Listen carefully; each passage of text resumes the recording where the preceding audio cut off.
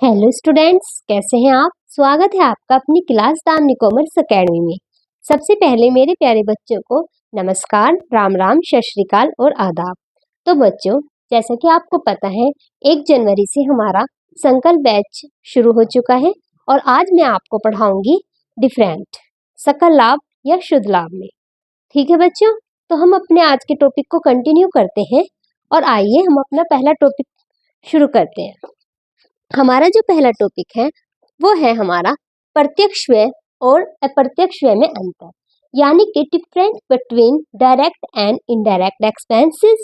And next topic जो हमारा होगा वो होगा what's the difference between gross profit and net profit. तो बच्चों, हम जो पहली शुरुआत करेंगे वो करेंगे अपनी प्रत्यक्ष व्यय और अप्रत्यक्ष व्यय से। जैसा कि मैंने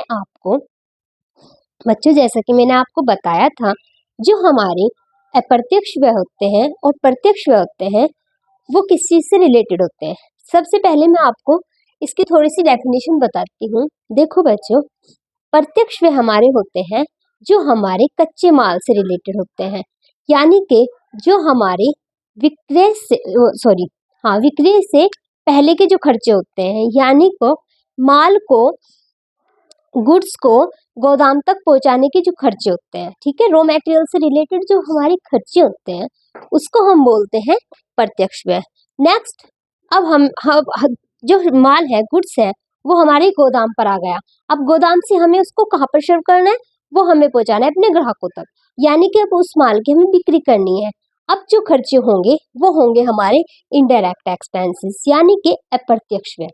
तो बच्चों, सबसे पहला अंतर तो इनमें यही आएगा, कच्चे माल से संबंधित जितने भी हमारे खर्चे होते हैं वो होते हैं हमारे प्रत्यक्ष व्यय, यानी कि डायरेक्ट एक्सपेंसेस।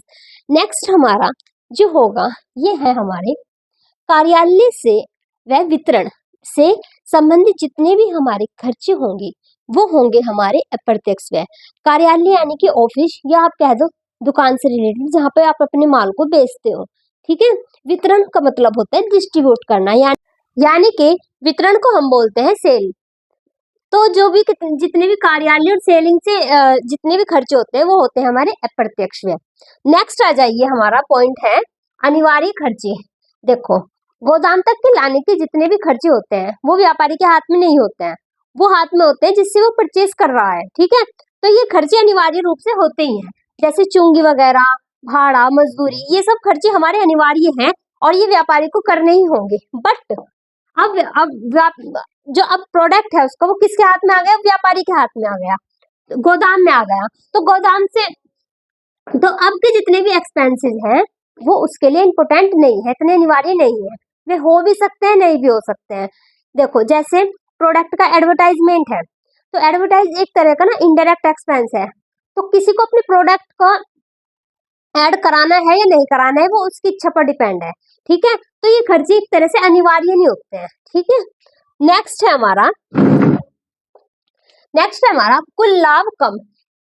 जो अप्रत्यक्ष है वो हमारे सकल लाभ को कम करता है, यानी कि ग्रॉस प्रॉफिट को कम करता है, ठीक है। इसके अपोजिट शुद्ध लाभ हमारा किससे कैलकुलेट किया जाता है, लाभ हानि खाते से। और लाभ हानि खाते में कौन से खर्चे आते हैं, हमारे अप्रत्यक्ष व्यय। तो जो अप्रत्यक्ष व्यय है वो हमारे शुद्ध लाभ को कम करते हैं, ठीक है। जो फोर्थ पॉइंट है हमारा वो है वस्तु की लागत बढ़ाते हैं। देखो, प्रत्यक्ष व्यय किस में होते हैं, जब हम प्रोडक्ट को मैन्युफैक्चर करते हैं, तो मैन्युफैक्चरिंग यानी कि वो हमारी वस्तु की लागत को बढ़ाते हैं। तो जो प्रत्यक्ष व्यय है, डायरेक्ट एक्सपेंस है, वो हमारी प्रोडक्ट के कॉस्ट को बढ़ा देता है, ठीक है, increase the cost of product, ठीक है।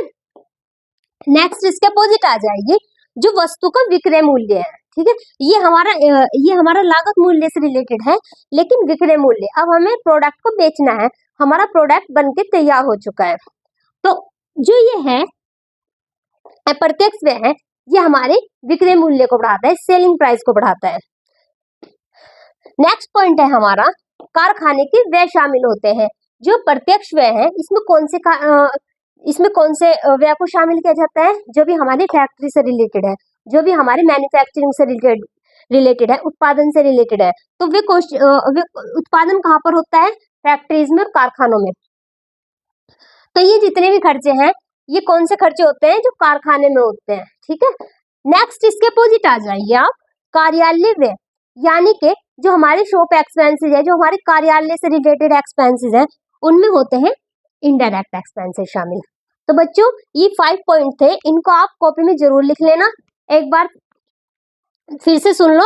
कच्चे माल से संबंधित होते हैं और ये कार्यालय और विक्रय से संबंधित होते हैं, वितरण से संबंधित होते हैं, डिस्ट्रीब्यूट जिसको हम बोलते हैं, ठीक है।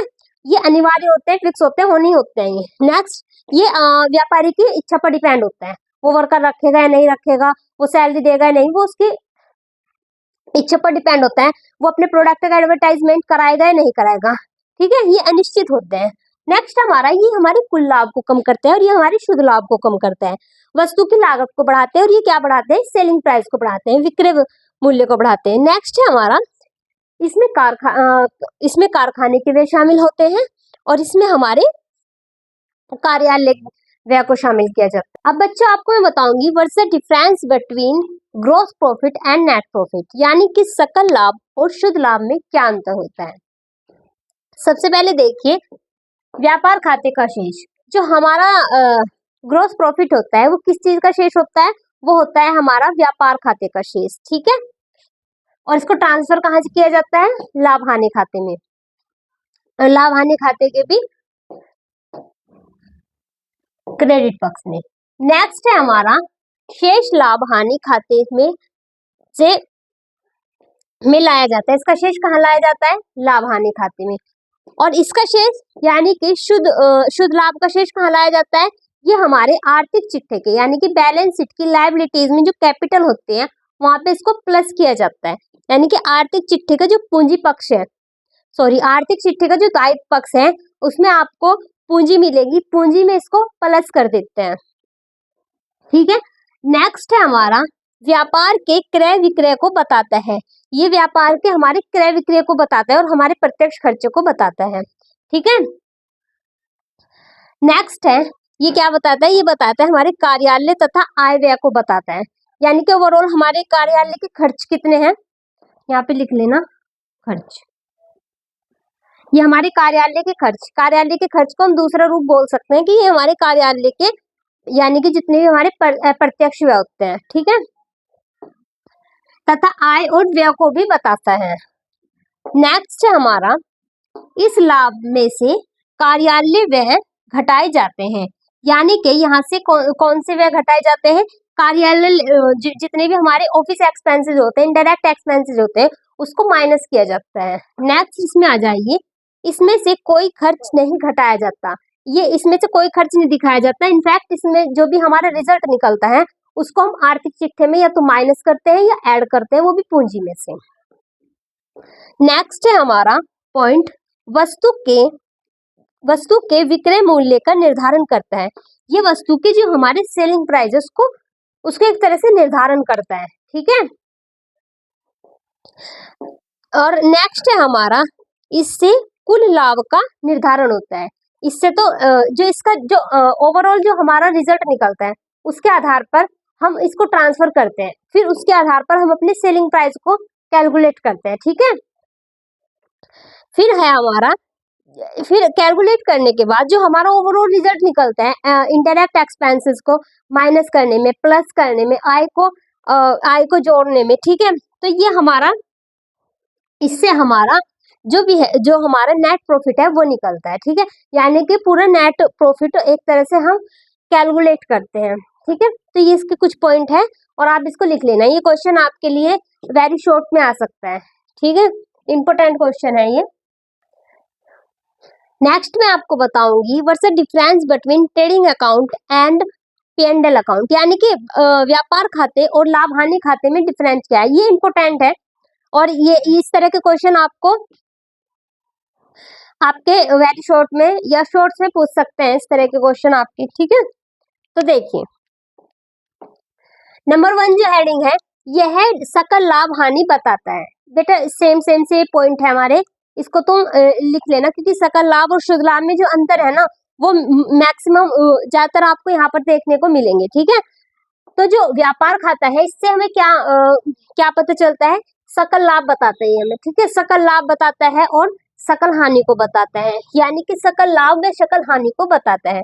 जो लाभ हानि खाता है वो हमें क्या बताता है, वह बताता है हमें शुद्ध लाभ व हानि को बताता है। नेक्स्ट पॉइंट है हमारा माल के क्रय व निर्माण से संबंधित है। यह माल के क्रय यानी कि परचेज से रिलेटेड होता है, जो व्यापारी माल परचेज करता है, ठीक है, उससे रिलेटेड होता है। एक ना कड़ी बनी हुई है, जैसे इस शॉप से तुमने यहाँ से माल परचेज किया, फिर ये एक व्यापारी है और यहाँ पे ये इसको सेल करेगा।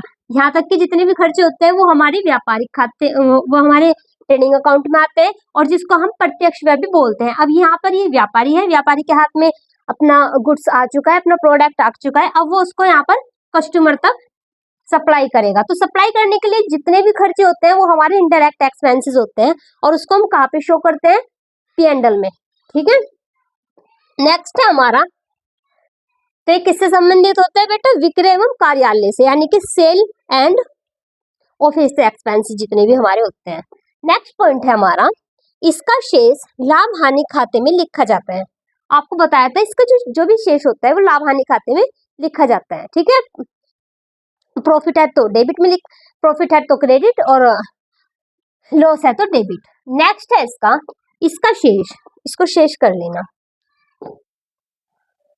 इसका शेष बैलेंस शीट में पूंजी में जोड़ा जाता है या घटाया जाता है, यानी कि लाभ हानि खाते का जो भी हमारा शेष होगा, लॉस होगा तो घटा देंगे, और सॉरी हाँ, लॉस होगा तो घटा देंगे, और यदि लाभ होगा तो पूंजी में जोड़ देंगे। कहाँ पर, बैलेंस शीट्स के लायबिलिटीज में जो पूंजी कॉलम है, ठीक है, पूंजी कॉलम में इसको प्लस या माइनस कर देते हैं। नेक्स्ट जो हमारा पॉइंट है वह है व्यापार खाता बनाने के बाद निर्मित खाता, इसको निर्मित किया जाता है। देखो यहाँ से स्टार्टिंग, निर्माण खाता, इसका जो निर्माण है, यानी कि जो हमारा व्यापार खाता है वो हमारे ट्रायल बैलेंस के तो बाद बनाया जाता है एंड P&L अकाउंट से पहले बनाया जाता है, ठीक है। मैंने आपको बताया था कि जो अंतिम खाते की हमारी पहली कड़ी कौन सी है, वो है हमारी व्यापार खाता। तो जो व्यापार खाता है उसका निर्माण हमेशा लाभ हानि खाते से पहले किया जाता है, ठीक है, और तलपट बनाने के बाद किया जाता है, यानी कि ट्रायल बैलेंस, पहले ट्रायल बैलेंस बनेगा, फिर हमारा व्यापार ट्रेडिंग अकाउंट बनेगा, नेक्स्ट हमारा जो होगा वो P&L अकाउंट होगा, एंड लास्ट हमारा होगा बैलेंस शीट, ठीक है।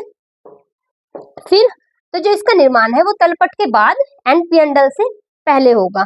इसका निर्माण देखिए, इसका निर्माण व्यापार खाता बनाने के बाद होता है, ठीक है, यानी कि व्यापार खाता बनाने के बाद इसका निर्माण करते हैं। नेक्स्ट जो हमारा पॉइंट होगा वो होगा वस्तुगत खाते व आय व्यय को शामिल किया जाता है। बेटा जो इसमें जितने भी इसमें एक्सपेंस शामिल किए जाते हैं वो होते हैं हमारे वस्तुगत और आय व्यय को शामिल किया जाता है। नेक्स्ट है इसमें केवल आय व्यय के शेष को शामिल किया जाता है, यानी कि जितने भी हमारे आय और व्यय होंगे उनके शेष को शामिल किया जाएगा, ठीक है। नेक्स्ट ये इसका सबसे बड़ा डिफरेंस है, देखिए इसमें जितने भी इसमें सभी प्रत्यक्ष व्यय शामिल होंगे और इसमें अप्रत्यक्ष व्यय शामिल होंगे। नेक्स्ट है हमारा लाभ हानि खाता, यह लाभ हानि खाते का अंग है, यानी कि यह लाभ हानि खाते का है, क्योंकि जब हम फाइनल अकाउंट्स क्रिएट करते हैं ना, तो इसमें इस तरह का कॉलम एक तैयार किया जाता है। तो ऊपर वाला जो कॉलम होता है वो हमारा ट्रेडिंग अकाउंट्स का होता है, और जो इसी के जस्ट जो नीचे होता है वो हमारा P&L होता है। तो ये एक इसी का अंग है, ये इसी का पार्ट है, यानी कि trading account is the parts of A P&L account. फिर हमारा जो लास्ट है यह एक प्रमुख खाता है, यानी कि यह मेन किसी का पार्ट्स नहीं है, ये एक प्रमुख खाता है, ये मेन जो यानी कि मेन अकाउंट है P&L उसका, लाभ हानि खाते का, यानी कि पार्ट ये मेन पार्ट है फाइनल अकाउंट का, ये एक प्रमुख खाता है, ठीक है। नेक्स्ट देखिए, तो ये कुछ पॉइंट्स थे, आप इसको नोट कर लेना, और ये आपके शॉर्ट्स के लिए इंपॉर्टेंट क्वेश्चन है, ठीक है। जितने भी आज मैं डिफरेंस आपको कराऊंगी इसको प्लीज नोट कर लेना, क्योंकि मोस्ट इंपोर्टेंट है पॉइंट ऑफ व्यू बोर्ड।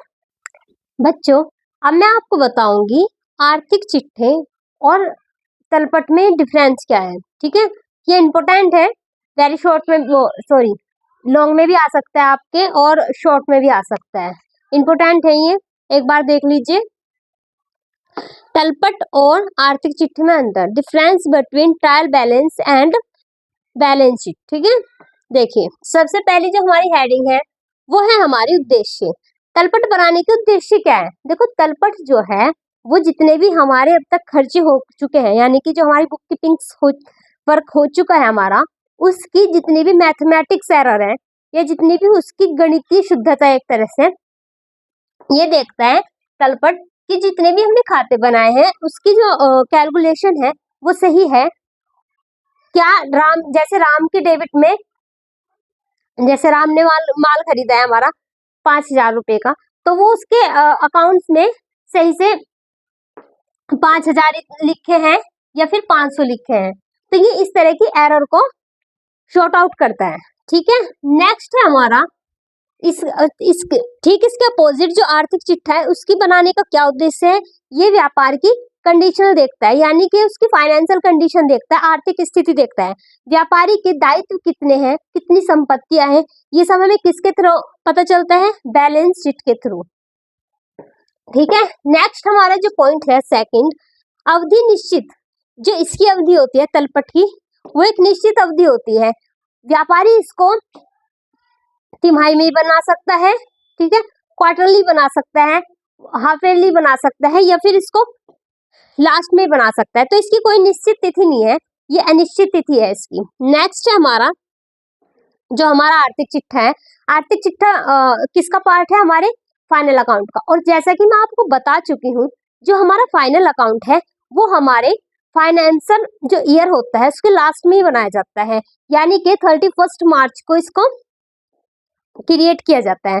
तो यानी कि इसकी एक निश्चित तिथि है, ये लास्ट में बनाया जाता है फाइनेंशियल ईयर के। सेकंड जो हमारा थर्ड पॉइंट है वो है हमारा बनाने का क्रम। अंतिम खाते जो हमारा तलपट है वो कब बनाया जाता है? वो बनाया जाता है हमारा अंतिम खातों से पूर्व, यानी कि पहले हमारा तलपट बनाया जाता है और तलपट के बाद हमारा फाइनल अकाउंट बनाया जाता है। ठीक है, अच्छा आर्थिक चिट्ठा बैलेंस शीट हमारे किसका पार्ट है? हमारे फाइनल अकाउंट का पार्ट है। तो जो आर्थिक चिट्ठा है वो हमारा कब बनाया जाएगा? वो बनाया जाएगा हमारा ट्रेडिंग और P&L के बाद। ठीक है, कि इसी का एक तरह से मान लो इसी का छोटा भाई है। ठीक है, नेक्स्ट है हमारा फोर्थ जो पॉइंट है हमारा, इसमें जो अंतर है, इसमें जो मतलब जो हमारा ट्रायल बैलेंस है उसके दो पक्ष होते हैं, एक होता है ऋणी डेबिट और एक होता है हमारा धनी। जबकि जो बैलेंस शीट है उसमें केवल उसमें दो पार्ट्स होते हैं जो हमारे होते हैं, एक होती है हमारी लायबिलिटीज एंड सेकंड हमारी होती है संपत्ति। ठीक है, तो ये है यानी कि लायबिलिटीज और एसेट्स। ठीक है, ये भी अंतर हो गया। नेक्स्ट है हमारा फिफ्थ खाते। इसमें किस प्रकार के खाते शो किए जाते हैं? इसमें देखो जो हमारे खाते हैं वो आते हैं हमारे पर्सनल, ठीक है, यानी कि व्यक्तिगत, वास्तविक और अवास्तविक, है ना, रियल नॉमिनल। ये वाले जो इसमें अकाउंट है ये हमारे तलपट में शो किए जाते हैं। और जैसा कि मैं आपको पहले बता चुकी हूँ, हमारे जो बैलेंस शीट है उसमें जो खाते दिखाए जाते हैं वो हमारे पर्सनल और रियल अकाउंट्स होते हैं, यानी कि व्यक्तिगत और वास्तविक खाते प्रकट किए जाते हैं। जबकि इसमें क्या होता है, इसमें एक आपका अवास्तविक खाता भी शो किया जाता है। ठीक है बच्चा, 6 जो पॉइंट है अनिवार्यता। देखो इसका निर्माण जो तलपट है उसको क्रिएट करना व्यापारी की इच्छा अनुसार होता है, वो क्रिएट करे या ना करे वो व्यापारी की इच्छा है, यानी कि एक तरह से अनिवार्य नहीं है व्यापार के लिए बनाना। बट इसके अपोजिट आप बैलेंस शीट को देख लीजिए, इसका निर्माण अनिवार्य है, क्योंकि यदि आप इसका निर्माण ही नहीं करेंगे तो हमारा फाइनल अकाउंट कंप्लीट ही नहीं होगा। और फाइनल अकाउंट बनाना इंपॉर्टेंट होता है, जरूरी होता है। थर्ड है कानूनी मान्यता। देखो यदि व्यापारी के ऊपर कोई भी फ्यूचर में कोई भी केस होता है, इन केस यदि कुछ भी किसी भी जैसे वो दिवालिया घोषित होना, इस तरह का जो भी केस होता है या डेप्टर्स वगैरह जो भी होता है, तो वो अपने तलपट के आधार पर कोई भी प्रॉफिट नहीं ले सकता, है ना। लेकिन यानी कि एक तरह से ना तलपट की कोई मान्यता नहीं है, कानूनी मान्यता नहीं है इसकी। इसके अपोजिट जो हमारा फाइनल अकाउंट है फाइनल अकाउंट की मान्यता है कानूनी रूप से भी, ठीक है। हम उसको दिखाकर एक तरह से खुद को जस्टिफाई कर सकते हैं। और जो बैलेंस शीट है वो किसका पार्ट है, वो हमारे फाइनल अकाउंट का पार्ट है, तो इसलिए इसकी मान्यता है। तो ठीक है, कानूनी रूप से इसकी मान्यता नहीं है तलपट की, जबकि आर्थिक चिट्ठे की मान्यता है। फिर हमारा अंतिम रहत्या, तलपट में हमारे क्लोजिंग स्टॉक को शो नहीं किया जाता है, जबकि बैलेंस शीट में क्लोजिंग स्टॉक को शो किया जाता है संपत्ति पक्ष में, ठीक है। नेक्स्ट है हमारा एडजस्टमेंट। एडजस्टमेंट आगे मैं आपको बताऊंगी एडजस्टमेंट किसे कहते हैं, ठीक है। फिलहाल तो बस ये जान लो कि एडजस्टमेंट वो होता है जब हम कुछ भी भूल जाते हैं अपने खातों में लिखने के लिए, तो बाद में उसको एडजस्टमेंट के थ्रू शॉर्ट आउट कर लेते हैं, ठीक है। ये बहुत सारी चीज होती है, जैसे आदत व्यय, कुछ भी हमारा जो लिखने से छूट जाता है, ठीक है। तो जो एडजस्टमेंट है इसमें इस तलपट के निर्माण की बात करते हैं, ठीक है। फिर इसमें क्या होता है, इसमें बैलेंस शीट यानी कि जो हमारा फाइनल अकाउंट है उसको बनाने से पहले हम एडजस्टमेंट शॉर्ट आउट करेंगे, तब हम फाइनल अकाउंट को क्रिएट करेंगे, बैलेंस शीट को क्रिएट करेंगे। सेकंड है हमारा जो हमारा 10 पॉइंट है वो है हमारा लाभ हानि खाते का ज्ञान, लाभ हानि का ज्ञान। देखो ये जो है ये किसी भी चीज का रिजल्ट नहीं देता है, जो तलपट है हमारा वो किसी भी चीज का रिजल्ट नहीं होता है, ये प्रोसीजर है, ये प्रोसेस होता है जो हमारी मैथमेटिकल जितनी भी एरर्स होती है उनको शॉर्ट आउट करता है। तो ये जो तलपट है इसमें कोई भी ना तो लाभ हानि का, ना तो हमारे लाभ हानि का ज्ञान होता है, ना एक फाइनली रिजल्ट नहीं आता है, ये तो बस एक विवरण हो गया एक तरह से। लेकिन जो ये हो गया ये फाइनल अकाउंट का पार्ट्स है, तो फाइनल अकाउंट में हम क्या शॉर्ट आउट करते हैं, क्या निकालते हैं, हमारा gross loss, gross profit, net loss, ये सब हम शॉर्ट आउट करते हैं। तो इसके द्वारा हमें लाभ हानि का ज्ञान होता है, किसके द्वारा, आर्थिक चिट्ठे के, ठीक है बेटा। ये पॉइंट्स याद रखने हैं आपको।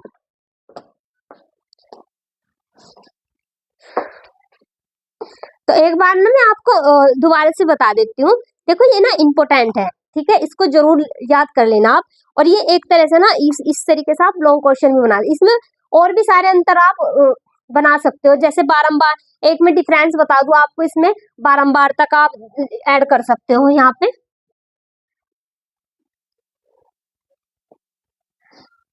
बारंबारता 12 पॉइंट हो जाएगा हमारा। बारंबारता का क्या मतलब है, इसको हम साल में कितनी बार बना सकते हैं, है ना, तिमाही में बना सकते हैं, तिमाही में बना सकते हैं, छमाही में बना सकते हैं, कभी भी बना सकते हैं, यानी कि इसको कोई कंटिन्यूस नहीं है, लेकिन बट इसकी बारंबारता नहीं है, इसको हम एक ही बार बनाएंगे, ठीक है।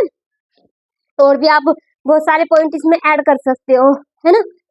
ये कुछ पॉइंट तो मैंने आपको, वैसे ही काफी पॉइंट्स हैं आपके, 10 पॉइंट्स हैं, आप इनको एक बार लिख लेना। एक बार मैं छोटा सा आपको दोबारा से बता देती हूँ, ये किसके लिए बनाए जाते हैं, इसमें गणितीय शुद्धता की जांच होती है और इसमें हमारी आर्थिक स्थिति पता चलती है। नेक्स्ट हमारा अवधि, इसकी निश्चित नहीं अवधि होती, इसे कभी भी बना सकते हैं, इसकी निश्चित होती है, ये फाइनल मतलब कि साल के लास्ट में बनाया जाता है। नेक्स्ट है हमें बनाने का क्रम, अंतिम खाते से पूर्व, ये अंतिम खातों से पहले बनाया जाता है। नेक्स्ट जो ये है ये ट्रेडिंग एंड P&L के बाद बनाया जाता है। फिर है हमारा पक्ष, इसमें ऋणी और धनी पक्ष होते हैं, इसमें दायित्व और संपत्ति पक्ष होते हैं। फिर है हमारा खाते, इसमें व्यक्तिगत वास्तविक, याद रखने वाला पॉइंट है, एग्जाम में पूछ लेते हैं, है ना। इसमें व्यक्तिगत, वास्तविक और अवास्तविक तीनों खाते हमारे सम्मिलित होते हैं। इनफैक्ट इसमें ऐसा कुछ नहीं है, इसमें पर्सनल, ये मैं आपको बता चुकी हूँ, पर्सनल और रियल अकाउंट्स इसमें प्रकट किए जाते हैं, जो हमारी रियल अकाउंट्स की मदद होती हैं। नेक्स्ट है हमारी अनिवार्यता, भाई इसका बनाना अनिवार्य नहीं है, ये हमारी डिजायर पर, इच्छा पर प्रकट करता है व्यापारी की कि वो बनाना चाहेगा या नहीं चाहेगा, है ना। बट इसका निर्माण करते क्यों है, क्योंकि इसका ना इजिली हम इसको, जो फाइनल अकाउंट्स है हमारा वो इजिली इससे बन जाता है, ठीक है। नेक्स्ट है हमारा इसका निर्माण करना अनिवार्य है, ये कानूनी मान्यता भी है इसकी, ठीक है। नेक्स्ट है हमारा कानूनी मान्यता, भाई इसकी कोई कानूनी मान्यता नहीं है, इसके बिना पर आप कोई भी कोर्ट्स में अपने एक तरह से ना अपनी साइड से इसके लिए कोई प्रूफ नहीं कलेक्ट कर सकते हम इसके थ्रू।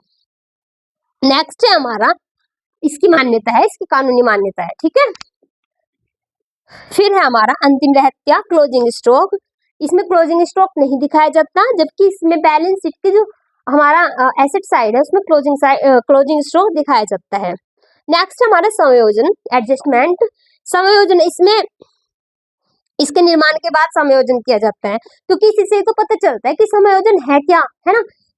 फिर है हमारा, इससे पहले समायोजन करते हैं, पहले हम समायोजन करेंगे, एडजस्टमेंट करेंगे, उसके बाद हम क्रिएट करेंगे फाइनल अकाउंट को, ठीक है। नेक्स्ट है हमारा, इसके बाद बस यही है, बारंबार तो मैंने आपको बताया दिया, बारंबारता का पॉइंट लिख लेना। यह साल में कभी भी बनाया जा सकता है एंड इसको साल में केवल एक ही बार बनाया जाता है, फाइनेंशियल ईयर के लास्ट में, ठीक है बच्चा, ये आप अपनी कॉपी में लिख लेना। मैं आपको बताऊंगी लाभ हानि खाते और आर्थिक चिट्ठी के बीच में जो अंतर है ना, difference between P&L accounts and balance sheet, ठीक है। देखो बच्चों, जो सबसे पहला हमारा अंतर है, इसका उद्देश्य क्या है, जो लाभ हानि खाता है उसका उद्देश्य क्या है, हमें शुद्ध लाभ हानि ज्ञात करना, ठीक है। और इसका उद्देश्य सिंपल, हमारी आर्थिक स्थिति का पता लगाना, फाइनेंशियल कंडीशन का पता लगाना। नेक्स्ट है हमारा स्वरूप, इसका स्वरूप क्या है, यह एक खाता है, ये सबसे बड़ा अंतर है इसका, है ना, इंपोर्टेंट है ये। देखो यह एक खाता है, यह एक अकाउंट है, जबकि ये क्या है, यह एक विवरण है। पहले बता चुकी हूं मैं आपको, आर्थिक चिट्ठा खाता नहीं है, आर्थिक चिट्ठा फाइनल अकाउंट का एक पार्ट है, और अगर हम सेपरेटली से बोले तो ये एक विवरण है, यानी कि किसी चीज का विवरण है जो कि हमारे दायित्व और संपत्तियों को बताता है, ठीक है। नेक्स्ट है हमारा शेष निकालना, इसमें शेष निकाला जाता है। देखो जो इसमें है हमारा, इसमें शेष निकाला जाता है, जो भी हमारा ज्यादा होता है, यानी कि डेबिट या क्रेडिट में से जो भी ज्यादा होता है उसके अमाउंट माइनस करके यहाँ इसे पूंजी में प्लस कर देते हैं, माइनस कर देते हैं। बट इसमें ऐसा नहीं है, आर्थिक चिट्ठे में जो हमारा दायित्व पक्ष है और जो हमारा संपत्ति का पक्ष है उनको देखा जाता है, ये इक्वल है क्या, यदि इक्वल है तो ठीक है, और यदि इक्वल नहीं है तो देखा जाता है कि हमने कहाँ पे गलती की है। तो इसमें कोई शेष नहीं निकलता है, इसमें संपत्ति और जो हमारा दायित्व है इसके पक्षों को इक्वल किया जाता है, इनके योग को इक्वल किया जाता है। नेक्स्ट है हमारा पक्ष, जिसके पक्ष है, इसके दो पक्ष होते हैं, ऋणी पक्ष और धनी पक्ष, जबकि इसमें क्या होता है, आर्थिक चिट्ठे में हमारे पक्ष तो दो ही होते हैं, बट इसमें दायित्व और संपत्ति होती है। नेक्स्ट हमारा खाते, ये तो बेटा मैं बहुत बार बता चुकी हूँ, इसमें जो खाते होते हैं इसमें आय और व्यय खाते को दिखाया जाता है, जबकि हमारा ये हमारा व्यक्तिगत और वास्तविक खाते को दर्शाता है, ठीक है, ये याद रखना। तो आर्थिक चिट्ठी में कौन कौन से खाते दिखाए जाते हैं, व्यक्तिगत, वास्तविक और बस यही दिखाए जाते हैं, दो। अच्छा, इसका अपोजिट यदि मैं आपसे पूछूं एक क्वेश्चन, कमेंट में बताना, तलपट में कौन से खाते दिखाए जाते हैं, ठीक है, इसका आंसर कमेंट में करना। नेक्स्ट है हमारा टू और बाय का यूज। देखो लाभ हानि खाते में टू और बाय का यूज होता है, टू को हम हिंदी में बोलते हैं का और बाय को हम हिंदी में बोलते हैं से, ठीक है। तो इसका हम प्रयोग लाभ हानि खाते में करते हैं, जबकि इसमें ऐसा कुछ नहीं है, क्योंकि एक विवरण पत्र है, ये हमारी साइट्स को नहीं दर्शाता है, ये एक विवरण है जिसमें हम अपनी दायित्व और संपत्तियों को देखते हैं, तो इसमें इस तरह के शब्दों का यूज नहीं होगा। नेक्स्ट है हमारी मदें, इसमें कौन सी मदें शामिल की जाती है, इसमें आयगत व्यय और आयों को शामिल किया जाता है, जबकि इसके अपोजिट इसमें जो शामिल होते हैं पूंजीगत व्यय शामिल होते हैं। पूंजीगत आय, याद रखना, लाभ हानि खाते में आयगत व्यय और आयों को सम्मिलित किया जाता है, जबकि आर्थिक चिट्ठी यानी कि बैलेंस शीट में हमारी जो कैपिटलाइजेशन यानी कि पूंजीगत आयों और व्यय को शामिल किया जाता है। नेक्स्ट है हमारा आधार, भाई जो ये है ये किसके आधार पर बनता है, ये हमारे तलपट के आधार पर बनता है, ट्रायल बैलेंस के आधार पर बनता है, जबकि ये किसके आधार पर बनता है, ये हमारे तलपट, व्यापारिक खाता और हमारा लाभ हानि खाते के आधार पर बनता है। इसमें जो तीन चीज इंक्लूड है, हमारा trial balance, trading account and P&L account, जबकि इसके अपोजिट इसमें क्या होता है, ये केवल और केवल ट्रायल बैलेंस के आधार पर बनाया जाता है, ठीक है। ये कुछ आज के डिफरेंस थे, मैंने आपको बता दी, मोस्ट इंपोर्टेंट है, याद कर लेना, ठीक है, लिख लेना कॉपी में। फिर कल मैं इसके बाद आपको कराऊंगी जो हमारे एसेट्स हैं उसको वो कितने टाइप्स की होती है। जैसे तरल संपत्ति के बारे में बताऊंगी मैं आपको, चालू संपत्ति क्या है, इन सब के बारे में मैं कल आपको बताऊंगी। और उसके बाद मैं आपको बताऊंगी कि जो हमारी एडजस्टमेंट है, जो हमारी समायोजनाएं हैं वो कौन कौन सी हैं। ठीक है बेटा, हमारे जो फाइनल अकाउंट है, जो इसके क्वेश्चन है वो 2 पार्ट्स में है। एक है हमारे विद एडजस्टमेंट और सेकंड है हमारा विदाउट एडजस्टमेंट। तो मैं आपको डायरेक्टली विद एडजस्टमेंट वाले जो क्वेश्चन है वो कराऊंगी, क्योंकि आपके एग्जाम के पॉइंट ऑफ व्यू से वही इंपॉर्टेंट है। आपके जो एग्जाम में आते हैं वो आपके एडजस्टमेंट वाले क्वेश्चन ही आते हैं। और ये चैप्टर मोस्ट इंपॉर्टेंट है और थोड़ा बड़ा चैप्टर है, तो इसलिए इसमें थोड़ा टाइम ज्यादा लगेगा। तो जो मैं पहले ही बता रही हूँ, जो इसके न्यूमेरिकल होंगे वो मैं आपको समायोजनाओं वाले न्यूमेरिकल कराऊंगी डायरेक्ट। ठीक है, और वो आपके एग्जाम के पॉइंट ऑफ व्यू से ही इंपॉर्टेंट है। आपके एग्जाम में भी कोई भी साल का आप एग्जाम देख लेना, क्वेश्चन पेपर उठाकर देख लेना, आपको वो क्वेश्चन ही दिखेंगे जिसमें समायोजनाएं होंगी। तो मैं आपको डायरेक्ट एडजस्टमेंट वाले क्वेश्चन ही कराऊंगी। ठीक है, और ये मैं 2-3 दिन बाद कराऊंगी, क्योंकि अभी तो हमारी थ्योरेटिकल क्लास ही चल रही है। उसके कल मैं आपको संपत्ति के बारे में बताऊंगी, फिर समायोजनाओं के बारे में बताऊंगी। समायोजनाएं जरूर पूछी जाती है वेरी शॉर्ट क्वेश्चन में, जैसे अदत्त व्यय क्या होता है ना, पूंजी पर लाभ को कहाँ दर्शाया जाता है, ये सब मोस्ट इम्पोर्टेंट है। जैसे उपार्जित आय क्या है, ये सब मोस्ट इम्पोर्टेंट एडजस्टमेंट है जो आपको बहुत जरूर याद करनी है। ठीक है, तो मैं 1-2 दिन में आपको न्यूमेरिकल की प्रैक्टिस कराऊंगी और मैं आपको शॉर्ट्स के थ्रू डेली 10 क्वेश्चन कराती हूँ, उनको भी आप देखते रहना। और आज मैं आपको बताऊंगी कि आपके जो क्वेश्चन पेपर है वो किस तरह का आता है, कितने नंबर के अतिलघु आते हैं, बहुविकल्पी, ये सब मैं बताऊंगी। तो आज के लिए इतना ही, फिर हम कल मिलते हैं। सभी को राम राम, नमस्कार और जय हिंद।